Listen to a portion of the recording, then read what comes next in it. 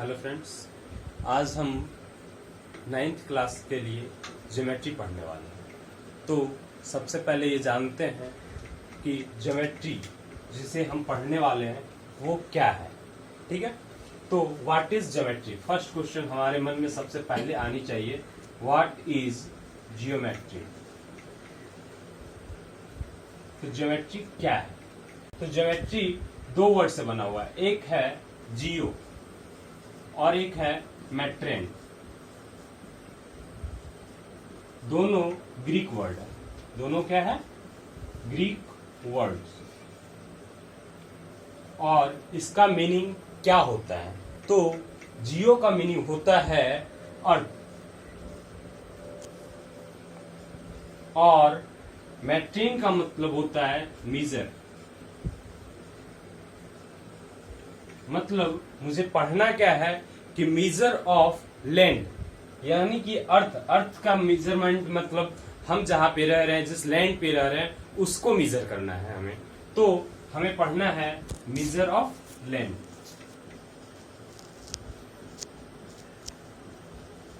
तो measure of land पढ़ने का मतलब क्या हुआ? तो मीजर ऑफ लैंड आज से नहीं बल्कि करोड़ों करोड़ वर्ष पूर्व से हमारे मैथमेटिशियन सभी लोग ये जानने की कोशिश करते थे कि हम जिस लैंड पे रहते हैं उसके डिफरेंट आकृति है, डिफरेंट शेप है, वो शेप क्या कहा जाए और उस शेप को मीजर कैसे कैसे किया जाए, उसको कैटेगराइज कैसे किया जाए। तो इस एरिया में सबसे फर्स्ट मैथमेटिशियन हुए हमारे थेल्स। सबसे फर्स्ट मैथमेटिशियन थे थेल्स, जिन्होंने किस ज्योमेट्री से रिलेटेड किसी भी टर्म का फर्स्ट एक वेरीफाइड प्रूफ दिया। और इनका टाइम पीरियड था 640 BC टू 546 BC। इनका टाइम पीरियड था 640 BC टू 546 BC। तो इन्होंने सबसे फर्स्ट प्रूफ दिया था ज्योमेट्री से रिलेटेड किसी भी एक टर्म का। तो वो टर्म कौन सा था? वो टर्म था कि इन्होंने सबसे पहला एक स्टेटमेंट दिया, और ये स्टेटमेंट हमारा है, अ circle is bisected by, a circle is bisected by its diameter। कोई भी सर्किल अपने डायमीटर के थ्रू बाइसेक्ट होती है। दैट मीन्स अगर एक सर्किल बनाए हम, तो इस सर्किल का डायमीटर, अगर ये सेंटर है सपोज और ये इसका डायमीटर है, तो डायमीटर इसको दो इक्वल पार्ट में डिवाइड करती है। तो थेल्स ने सबसे पहला ये थ्योरम दिया, और यहीं से ज्योमेट्री में एक वेरीफाइड थ्योरम के तहत जो है हम शुरू किए। तो इसके आगे इनके बाद एक इन्हीं का स्टूडेंट हुआ करता थे, थेल्स के एक स्टूडेंट थे पाइथागोरस। अप्रोक्सीमेटली 572 BC इनका टाइम पीरियड था, 572 BC। तो इस टाइम में इनके स्टूडेंट हुआ करते थे पाइथागोरस। और पाइथागोरस ने, आप जानते होंगे क्लास 7 में आप पढ़े हैं कि किसी भी राइट एंगल ट्रायंगल में हाइपोटेनस, और ये परपेंडिकुलर और ये बेस है, तो hypotenuse square equal to perpendicular square plus base square होता है। आप क्लास 7 में पढ़ चुके हैं। तो ये प्रूफ किन्होंने दिया था? इन्होंने ये दिए थे पाइथागोरस ने। तो थेल्स के बाद पाइथागोरस ने भी कुछ प्रूफ्स दिए ज्योमेट्री में। तो इन सब का प्रूफ चलते चलते अप्रोक्सीमेटली 300 BC तक, कब तक? 300 BC तक इन्हीं के थ्योरम्स चल रहे थे, इन्हीं के रेस्पेक्ट में बातें चल रही थी। बट यहाँ पे 300 BC में इजिप्ट में एक टीचर हुआ करते थे, उनका नाम था यूक्लिड। यूक्लिड। और यूक्लिड ने इन सारे, इससे पहले जितने भी रूल्स थे, जितने भी डेफिनेशन थे, जितने भी थ्योरम थे, ज्योमेट्री से रिलेटेड जितने भी टर्म से थे, उन सभी टर्म्स को और अपने कुछ एक्सपेरिमेंट्स को एक बुक में कलेक्ट किया, और वो बुक था एलिमेंट। उस बुक का नाम था एलिमेंट। इस बुक में उन्होंने 13 चैप्टर्स बनाए। कितने चैप्टर्स बनाए? 13 चैप्टर्स। इस बुक में 13 चैप्टर्स थे, और 13 चैप्टर्स, हर एक चैप्टर, इस बुक में जितने भी चैप्टर्स थे वो अलग अलग एक बुक भी है, ठीक है, और सबका कलेक्शन भी एक बुक था, वो एलिमेंट। इसमें उन्होंने बहुत सारे रूल्स दिए, बहुत सारे बातें बताई, रिलेटेड टर्म्स जितने थे सभी को ऑब्जर्व करके इकट्ठा करके रखा इस एलिमेंट्स बुक में, और इसी एलिमेंट्स बुक में उन्होंने बहुत सारे डेफिनेशन वगैरह बताए। तो हमारा आज का टारगेट है पढ़ना यूक्लिड ज्योमेट्री। तो इंट्रोडक्शन टू यूक्लिड ज्योमेट्री हमारे चैप्टर का आज नाम होगा।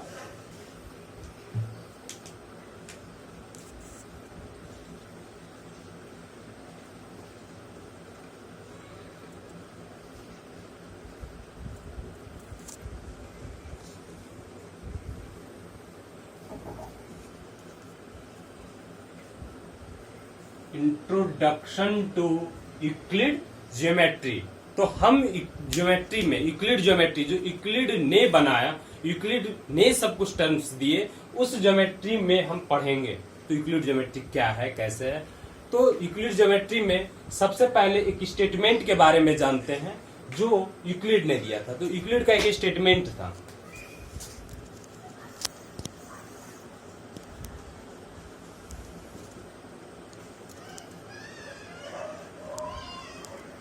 यूक्लिड का स्टेटमेंट है। वो स्टेटमेंट था a solid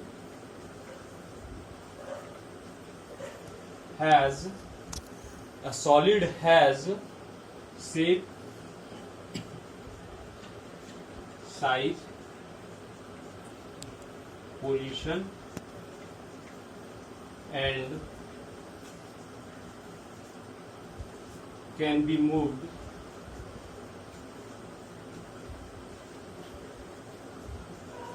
one place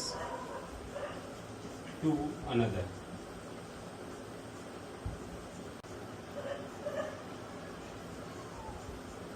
Its boundaries are called surface.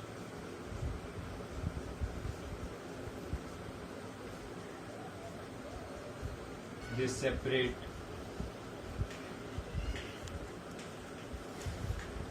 one space to another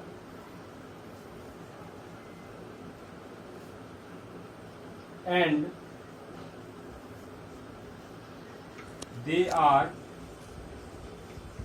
said to be no thickness. The boundaries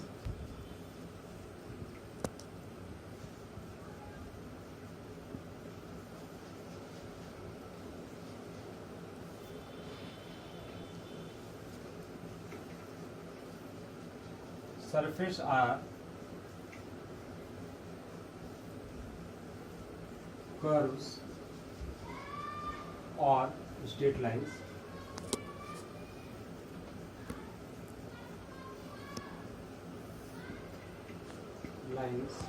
These lines are units at point. तो ये स्टेटमेंट क्या कहता है? ये स्टेटमेंट कहता है a solid has shape, size, position and can be moved one place to another. कोई भी सॉलिड, सपोज दैट कोई सॉलिड, तो कोई भी सॉलिड कैसा हो सकता है कि स्फेरिकल, फुटबॉल, ठीक है, कोई शेप हो गया, ये सॉलिड है फुटबॉल। एक आप ले लेते हैं बॉक्स, ये बॉक्स भी एक सॉलिड है। तो कोई भी सॉलिड जो क्या होगा, उसका अपना एक शेप होगा, अपना एक साइज होगा, अपना एक पोजीशन होगा, और वो एक प्लेस से दूसरे प्लेस पे मूव भी कर सकता है, ठीक है। तो इसके its boundaries are called surface, इसके बाउंड्रीज, तो इसके बाउंड्रीज क्या है, ये अगर हम शेप की बात करें तो ये शेप, अगर कोई एक शेप सच दैट मैंने एक शेप उठाया, ये एक हमारा शेप है, ठीक है। इस शेप में आप देखिए ये शेप कहाँ पे एंड करिए, ये इसका बाउंड्रीज है, इस शेप का ये बाउंड्रीज है, ठीक है। तो ये बाउंड्रीज, ये हमारा बाउंड्री जो है, इसी को हम सरफेस कहते हैं, इसी को क्या कहते हैं, सरफेस कहते हैं। और they separate one space to another, ये क्या करता है, इस स्पेस को दूसरे स्पेस से, अगर ये हम ऑब्जेक्ट लिए हुए, ये एक स्पेस है, इस स्पेस को दूसरा, ये जो बाहर में ऑक्सीजन मेरा एयर है, इसको अलग कर रहा है, ये इसको बाउंड्री कर रहा है, सेपरेट कर रहा है। तो इसका जो है, ये अगर हम बात करें तो इसके पास कोई थिकनेस नहीं है, इस सरफेस के पास कोई थिकनेस नहीं है। और the boundaries of the surface are curves और स्ट्रेट, और इस सरफेस के बाउंड्रीज, इस सरफेस की बाउंड्रीज क्या, ऐसा है, ऐसा है, ये बाउंड्रीज है। सपोज आप देख सकते हैं ऐसे में, अगर हम बात करें तो आप देखिए, ये इसका एक बाउंड्रीज है, ये इसका एक बाउंड्री है, ये नीचे एक बाउंड्री है और एक ऊपर बाउंड्री है। ये बाउंड्रीज, ये चूंकि आपका रेक्टेंगुलर था, प्लेन था, तो आपका प्लेन बाउंड्रीज हुआ। बट अगर ये कर्व है, फुटबॉल है, सपोज बॉल है, तो उसका कैसा होगा, कर्व होगा बाउंड्री। तो ये कहता है कि the boundaries of the surface are curves और स्ट्रेट लाइन, या तो कर्व होगा या तो वो क्या हो जाएगा, एक स्ट्रेट लाइन। तो ये स्ट्रेट लाइन है, और अगर हम कर्व गोल होगा तो ये क्या हो जाएगा, कर्व हो जाएगा। This lines are end at point, अगर हम इस लाइन की बात करें, इस सरफेस का ये लाइन जो है, ये कहीं पे इंड कर रहा है, तो उस इंड को हम क्या कहेंगे, वो पॉइंट है, वो क्या है, पॉइंट है, ठीक है। तो अब इसमें हम देखते हैं कि 3 स्टेप्स हैं। इस पूरे स्टेटमेंट में हमारे पास 3 स्टेप्स हैं। वो 3 स्टेप्स क्या हैं? सबसे पहले हमारे पास क्या था, एक सॉलिड, तो हम उस सॉलिड को ले लिए। उसके बाद इस सॉलिड से हमें क्या मिला, इसका सरफेस मिला, ठीक है। तो हम इससे क्या ले लिए, सरफेस, और सरफेस से हमें क्या मिला, वो सरफेस का बाउंड्री क्या कहलाएगा, वो जो है लाइन कहलाएगा। तो हम उसके आगे ले लिए लाइन, और उसके आगे लाइन का एंड पॉइंट क्या कहलाएगा, हमारा पॉइंट कहलाएगा। तो ये हो गया आपका पॉइंट। तो इसमें 3 स्टेप्स, ठीक है। एक स्टेप में ये एक बार क्या किया, अपना एक डायमेंशन खो दिया, उसके बाद ये एक एक्सटेंशन खोया और ये एक एक्सटेंशन। तो जो एक्सटेंशन खत्म हो रही है उसी एक्सटेंशन को डायमेंशन कहा जाता है। सच दैट ये समझने के लिए फिर से देखिए आपने, ये एक फिगर था हमारे पास, इस फिगर में देखिए ये एक सॉलिड है, ठीक है। इस सॉलिड में, ये पूरा सॉलिड में अगर हम इसके सरफेस की बात कर रहे हैं, सपोज ये सरफेस की बात कर रहे हैं, तो सरफेस में क्या हुआ, ये वाला जो सरफेस था हमारा, डायमेंशन था इसका, ये खो गया और बचा सिर्फ क्या, एक पार्ट, ये पार्ट। सपोज ये पार्ट, इसका एक थिकनेस हो चुका है, तो ये जो खोया एक्सटेंशन, ये जो थिकनेस था, इसी थिकनेस को डायमेंशन कहते हैं, ठीक है। और फिर अगर हम इस सरफेस की बात करें, तो सरफेस का बाउंड्री क्या है, ये वाला है, ये बाउंड्री है। तो इस बाउंड्री में भी क्या हुआ, एक ये हमारा ब्रेथ खो गया, तो ये भी हमारा एक डायमेंशन, यानी जो एक्सटेंशन खो रहा है यही हमारा डायमेंशन कहलाता है। तो इस तीनों में हमें जो है कुछ डेफिनेशंस मिलते हैं। वो डेफिनेशंस क्या है, ठीक है, मैं इसे मिटाता हूं।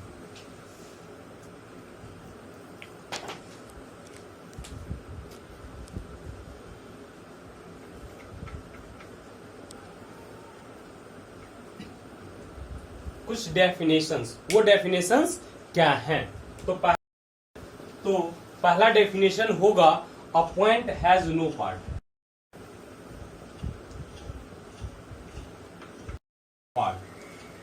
अब हम इसके बारे में सोचना भी शुरू करते हैं, हर एक डेफिनेशन को अच्छे से समझने की कोशिश करते हैं, ठीक है। तो ये कहता है a point has no part, मैंने कह रहा हूं, यूक्लिड्स ने कहा है, ठीक है। तो a point has no part, कोई भी पॉइंट लेते हैं, सपोज ये पॉइंट है, ठीक है। तो ये पॉइंट का कोई पार्ट नहीं होगा, ठीक है। तो पार्ट क्या होता है, what do you mean by part? तो पार्ट क्या है, आपको सबसे पहले ये जानना होगा। तो पार्ट यहाँ पे अनडिफाइंड है, पार्ट के बारे में कोई डिस्क्रिप्शन आपके पास नहीं है। तो पार्ट, अगर पार्ट होगा तो एरिया होगा, कोई भी चीज का एक एरिया होगा। अगर आप हम बताते हैं, क्लास 8 में आप लोग एक चैप्टर पढ़े थे, माइक्रो ऑर्गेनिज्म।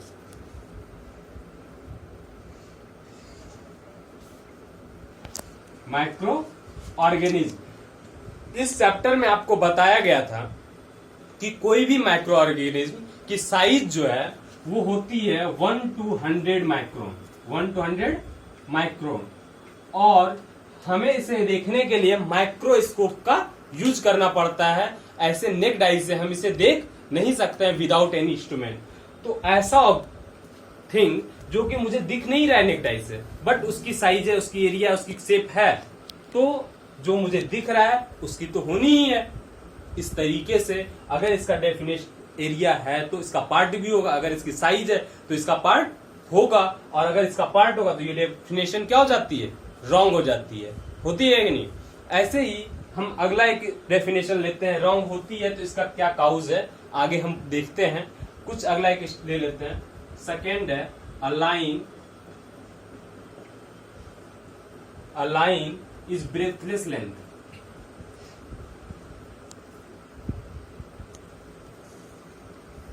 ब्रेथलेस लेंथ, यहां पे भी अगर हम बात करें तो ब्रेथलेस लेंथ है। लाइन क्या है? Breathless length. तो ब्रेथ क्या है?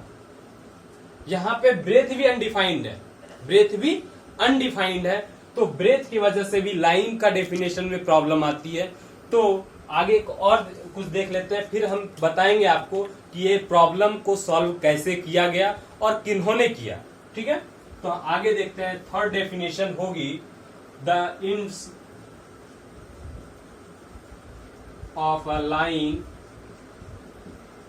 Is a point. फोर्थ है a straight line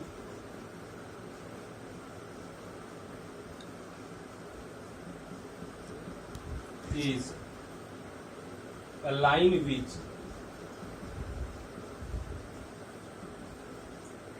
which lies evenly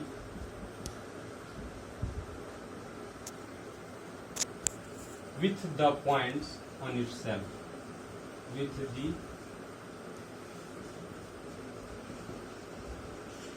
points on itself।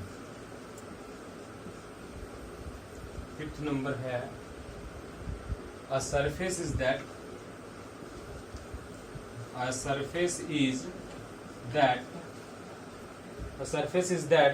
which has length and breadth only,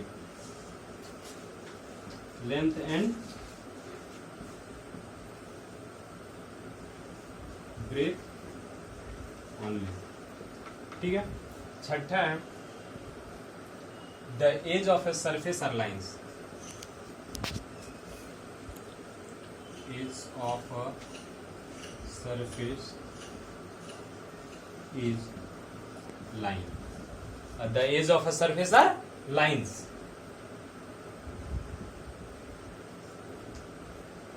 a plane surface is a surface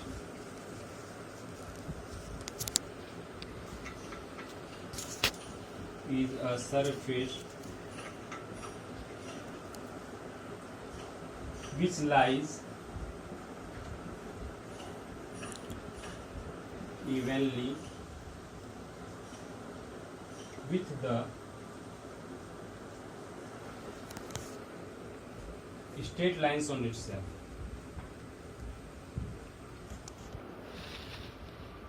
lines on itself। चलिए फिर से एक बार हम देखते हैं इन सारे डेफिनेशंस को कैसे डील करते हैं। तो एक पॉइंट का डेफिनेशन कहे थे हम कि point has no part, point का कोई पार्ट नहीं होता है। और हमने बताया भी था अभी कि आपको पॉइंट, कोई भी पॉइंट एक छोटा सा है बट हमें दिखता है, और माइक्रो ऑर्गेनिज्म जो मुझे नेक्ड आई से नहीं दिख रही है उसकी साइज है, तो इसकी भी साइज होगी, और साइज होगी तो इसकी पार्ट भी होगी, और पार्ट होगी तो ये डेफिनेशन रॉन्ग हो जाएगा। ऐसे ही प्रॉब्लम से ये भी गुजर रहा है। अ line is a breathless length, इसका भी ब्रेथ नहीं है, तो पहले ब्रेथ को डिफाइन करना होगा, उसके बाद ही तो लेंथ होगी। ठीक है, तो यहाँ पे ब्रेथ का भी डेफिनेशन में प्रॉब्लम है। अगला है the ends of A line is a point. पहले लाइन डिफाइंड होगी, पॉइंट डिफाइंड होगी, तो ये डेफिनेशन करेक्ट होगी। अगला a straight line is a line which lies evenly with the points on itself। ये क्या कहता है कि स्ट्रेट लाइन है, ये कब होगा? जब which lies evenly with the points on itself, जब पॉइंट अपने आप पे खुद जो है इवेनली लाइज करेगा तो एक स्ट्रेट लाइन फॉर्म होगा। ठीक है, तो पहले स्ट्रेट लाइन को फॉर्म होने से पहले पॉइंट्स फॉर्म होने चाहिए, पहले लाइन फॉर्म होने चाहिए तो स्ट्रेट लाइन फॉर्म होता है। ठीक है, अगला, a surface is that which has length and breadth only. Surface क्या है? जिसमें सिर्फ और सिर्फ लेंथ होगी, ब्रेथ होगी। मैंने अभी दिखाया था एक सरफेस में सिर्फ एक लेंथ और एक ब्रेथ है। लेंथ ब्रेथ दोनों अनडिफाइंड है, दोनों में यहाँ पे प्रॉब्लम है, इसलिए हमारा ये भी एक प्रॉब्लम में आ रहा है। The edge of a surface is line. किसी भी सरफेस का एज क्या है? लाइन है। तो लाइन का तो डेफिनेशन ही अभी प्रॉब्लम में है। A plane surface is a surface which lies, तो पहले यहां भी स्ट्रेट लाइन आ गई। तो सभी तरीके से देखते हैं कि जितने भी डेफिनेशंस मैंने लिखाया है, यूक्लिड के डेफिनेशन, सब में कुछ ना कुछ प्रॉब्लम्स आ रही है। इन सारे प्रॉब्लम्स को एक मैथमेटिशियन नहीं, सारे मैथमेटिशियन ने देखा, अच्छे से गौर किया, तो फिर उन्हें पता चला कि अगर हम एक को डिफाइन करते हैं तो दूसरा कोई ना कोई एक ऐसा टर्म आ जाएगा जो कि नॉट डिफाइंड रहेगा। तो इसीलिए उन्होंने तीन चीजों को बताया कि वो नॉट डिफाइंड है। तीन चीज कौन कौन से थे? पहला एक आपका है पॉइंट। पहला क्या है? Point. Point is not defined. A line is not defined.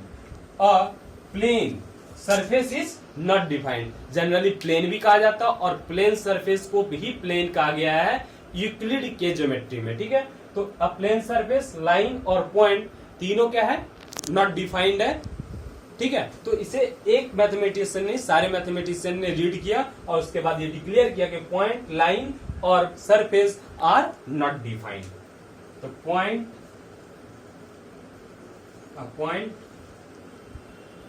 A line and a plane या फिर प्लेन सरफेस कहें, आर नॉट डिफाइंड।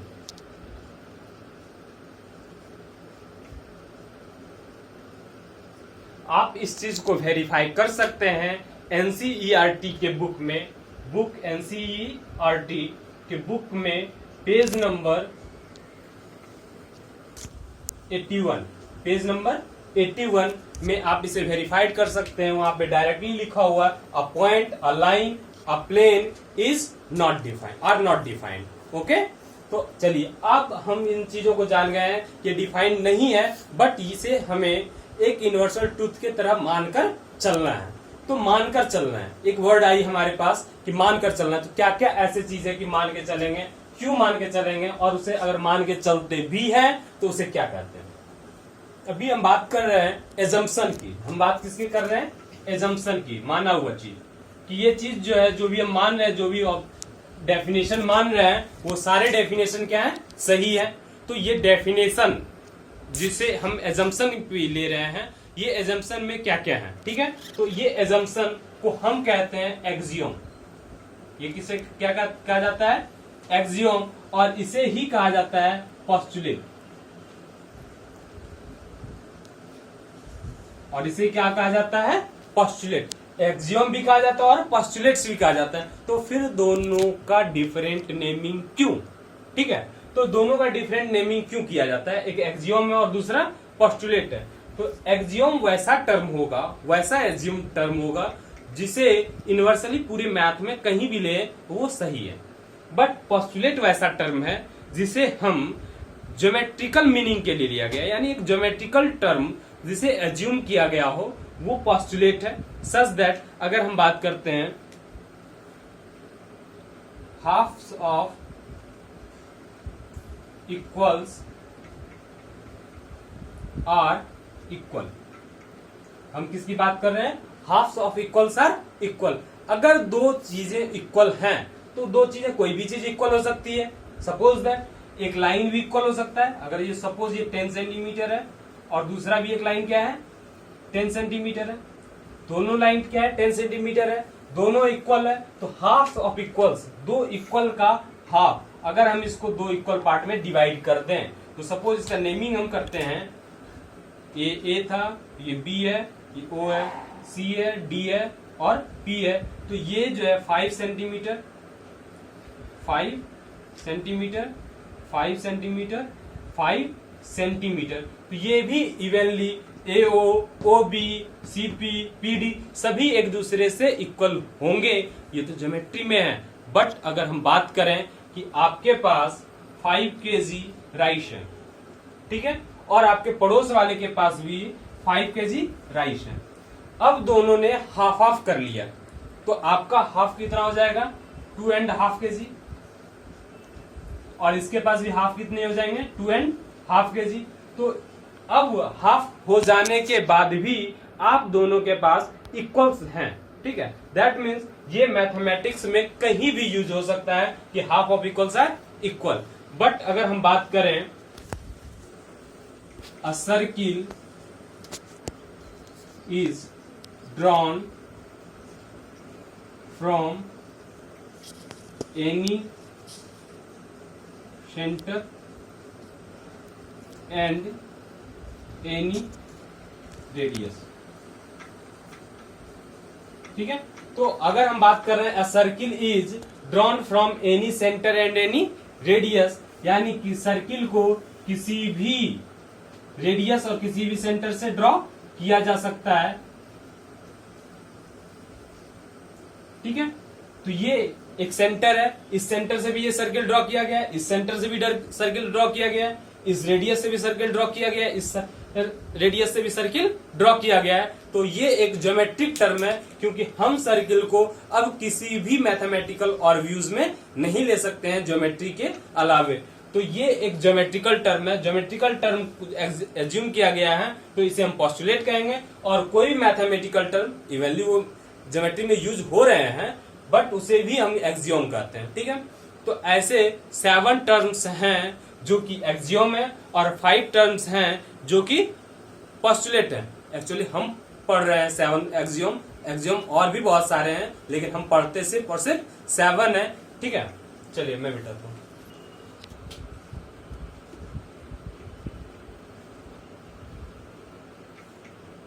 एक्सियोम्स, तो पहले हम जानेंगे एक्सियोम्स क्या है, व्हाट इज एक्सियोम, ठीक है। तो डेफिनेशन नहीं है, बट हम लिख ले रहे हैं a term is granted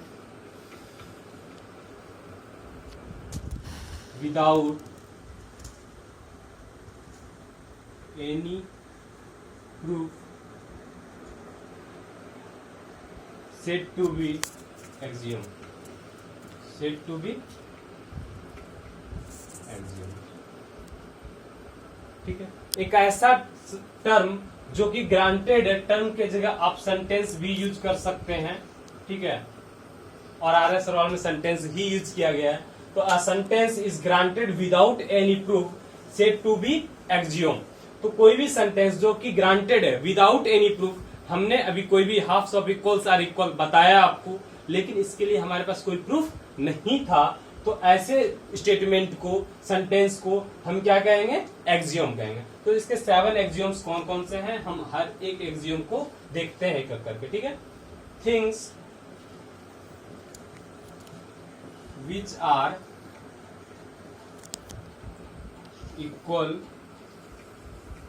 to the same thing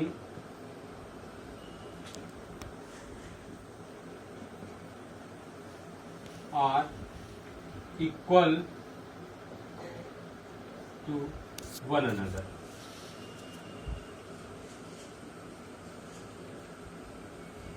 ये क्या कह रहा है, things which are equal to the same things.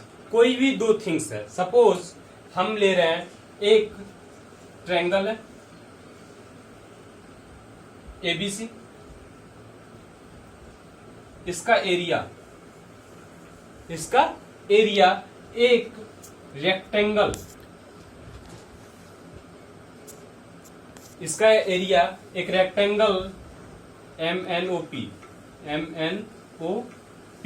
के एरिया के इक्वल है, इसके दोनों के एरिया इक्वल है। और एक और ट्रायंगल है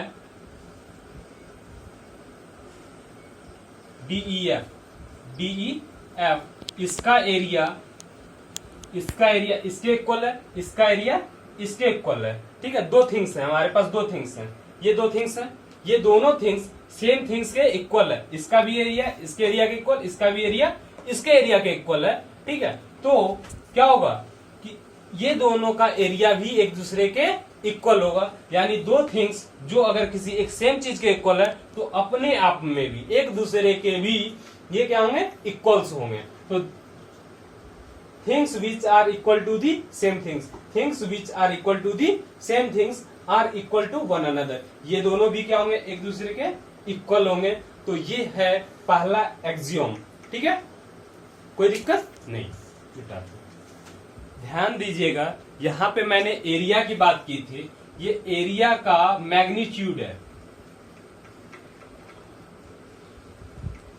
की बात कर रहे थे हम, एरिया की मैग्नीट्यूड की बात कर रहे थे, शेप के साइज की बात नहीं कर रहे थे। ठीक है, second,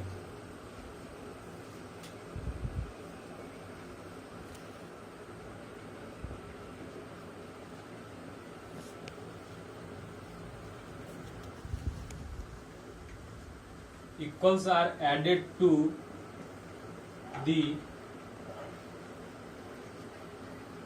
equals are added to equals, then wholes are equal, wholes are equal। ठीक है, अब क्या कह रहा है, equals are added to equals. Suppose दो नंबर है, ठीक है, एक नंबर ए है और एक नंबर बी है, ये दोनों एक दूसरे के इक्वल है। टू थिंग्स है, दोनों क्या है, इक्वल है। सपोज मैंने लिया ए इक्वल टू बी, अब ये दोनों थिंग्स इक्वल है अगर दोनों साइड, सपोज ए में मैंने एम ऐड कर दिया, एक नंबर है, और बी में भी मैंने एम ऐड कर दिया, एक नंबर है, तो क्या होगा कि पूरा होल ऐड करने के बाद जो मुझे मिल रहा है वो भी एक दूसरे के क्या होंगे, इक्वल होंगे। अगर दोनों साइड हम एक नंबर ऐड कर रहे हैं, दोनों साइड सेम ही नंबर ऐड कर रहे हैं, दोनों इक्वल थे, तो दोनों साइड अब हम क्या कर रहे हैं, सेम ही थिंग्स ऐड कर रहे हैं, तो दोनों का क्या हो जाएगा, फाइनली होल जो मिल रहा है वो क्या होगा, इक्वल होगा। ठीक है, सपोज एक दूसरा एग्जांपल हम ले सकते हैं, आपके पास 10 रुपीज है और एक दूसरे स्टूडेंट के पास या फिर आपके एक भाई के पास भी 10 रुपीज है। ठीक है, अब दोनों को आपके पापा ने 2-2 रुपया दिए, इसको भी 2 रुपया दे दिए और आपको भी 2 रुपया दे दिए। तो अब दोनों के पास मैं देख रहा हूं कि दोनों के पास क्या मिल रहा है, इक्वल्स मिल रहे हैं, दोनों के पास क्या है, इक्वल मनी है। ठीक है, तो हम देखते हैं अगर दोनों दो इक्वल थिंग में एक सेम थिंग ऐड कर दिया जाए, इक्वल थिंग ऐड कर दिया जाए, तो होल जो होगा फाइनल टर्म वो भी क्या होगा, इक्वल होगा एक दूसरे के। ठीक है, चलिए आगे हम बात करते हैं नेक्स्ट एक्सियोम की। इफ equals are subtracted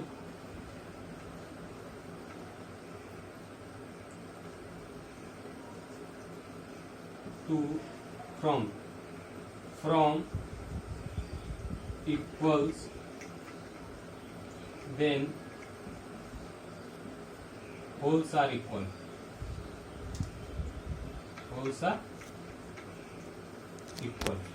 ये भी सेम वही है जो कि पिछला एक्सियोम था, बस उसमें ऐड किया जा रहा था और इसमें सब्सट्रैक्ट किया जा रहा है। सपोज हम इसी एग्जांपल को ले लें, अगर ए और बी इक्वल है और इस बार हम क्या कर दे रहे हैं, माइनस कर दे रहे हैं, इस बार क्या कर दे रहे हैं, माइनस कर दे रहे हैं, सब्सट्रैक्ट कर दे रहे हैं, तो भी हमारे पास होल जो होगा वो क्या होंगे, इक्वल होंगे, वो क्या होंगे, इक्वल्स होंगे। ठीक है, सेम एग्जाम्पल है, सेम तरीके से आप इसे भी देख सकते हैं। ठीक है, नेक्स्ट फिर से नेक्स्ट के लिए मैं मिटाता हूं। Fourth number, the whole is greater than its part, the whole is greater than its part. एक सर्किल है,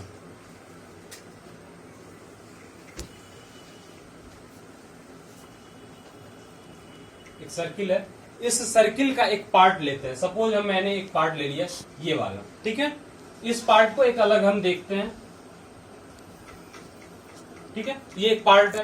तो ये पूरा सर्किल अपने इस पार्ट से हमेशा क्या होगी, बड़ी होगी, हमेशा क्या होगी, बड़ी होगी। तो कोई भी होल अपने पार्ट से क्या होती है, बड़ी होती है। ये कहता है हमारा फोर्थ एक्सियोम। ठीक है, next axiom number 5।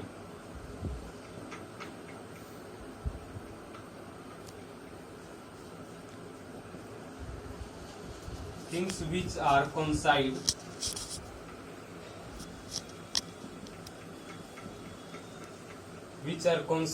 to one another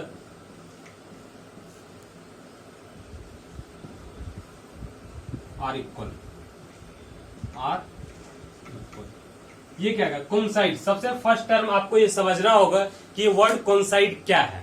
ठीक है, तो कोइंसाइड का मतलब होता है अगर कोई दो थिंग्स, ठीक है, सपोज एक है आपके पास, एक है ए बी, एक लाइन है ए बी, एक दूसरी लाइन हम ड्रॉ करते हैं, वो भी इसी पे ड्रॉ करते हैं, सेम लाइन। अगर हम इसी पे एक लाइन ड्रॉ कर दिए, ये ए बी, ठीक है, ये ए बी था और इस बार मैंने ड्रॉ कर दिया सी डी, दोनों लाइन एक दूसरे के ऊपर आ जाए तो ये कहलाता है कोइंसाइड। ये क्या कहलाएगा, कोइंसाइड। आप देख रहे हैं कि ए बी पे ही सी डी लाई कर रहा है, एकदम कोइंसाइड है, तो ये दोनों का साइज क्या होगा, इक्वल होगा। तो यही कहता है things which are coincide to one another are equal. अगर कोई दो थिंग्स एक दूसरे के ऊपर कोइंसाइड कर जाता है तो वो दोनों थिंग्स क्या होंगे, एक दूसरे के इक्वल होंगे। ठीक है।